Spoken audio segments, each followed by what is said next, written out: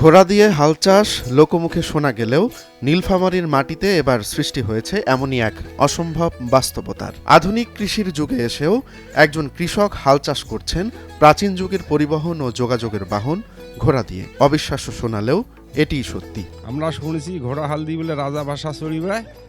এখন বর্তমান ঘোড়া হাল দিয়ে হাল চাষ আছে। এখন হালুয়ার বাড়ি আমরা ঘুরছি, আমাকেও হালুয়ার লাগে। এখন হালুয়া আমাকে সময় দিয়ে পায় না, ও হাল পাওয়াই যায় না, সিরিয়ালে এনে সময় বেশি লাগে না, এই 1 ঘন্টা খানের মধ্যে হাল চাষ হয়। চওড়া বড়গাছা ইউনিয়নের আনারুল ইসলাম নিজের জমি নেই, আধুনিক যন্ত্র কেনার সামর্থ্য নেই, কিন্তু জীবিকা তো আর থেমে থাকে না। তাই ঘোড়া দিয়েই জমি চাষ করেন তিনি, আর এভাবে দিনে আয় করেন 1,500 থেকে 2,000 টাকা।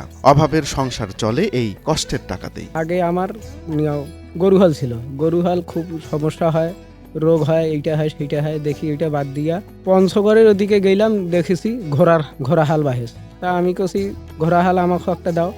তা দরদাম হয়ে গেল, নিলাম। তা বেশ ঘোড়া হাল নিয়া 1500, 2,000-2,200 এরকম কামাই হয়। জমি বেশ 4 দিনের মতো চাষ হয়।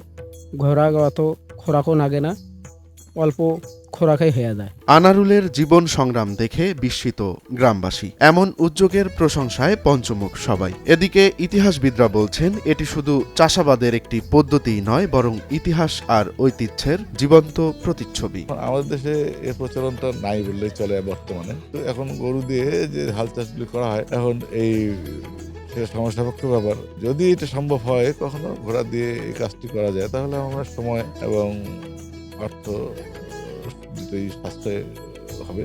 গরুর স্থলে ঘোড়া, অথবা গরুও থাকলো ঘোড়াও থাকলো, হ্যাঁ, সেটা যদি করা যায় আমার মনে হয় আমাদের কৃষিক্ষেত্রে ব্যাপক উন্নতি হতেও পারে। তবে প্রশ্ন থেকেই যায়, ঘোড়া দিয়ে হাল চাষ কি ভবিষ্যতেও টিকে থাকবে, নাকি চাষবাস ও কৃষিতে আধুনিকতার ঢেউ আনারুলের এই প্রচেষ্টাকে গ্রাস করবে? মানুষ দেখি কয় বলে ঠিকই আছে, সুন্দরভাবে চাষ হইতেছে, সমস্যা নাই। সিরিয়াল আছে, 4 দিন 5 দিনকার সিরিয়াল আছে, সিরিয়ালের জন্য হাল বাহিতে পারি না।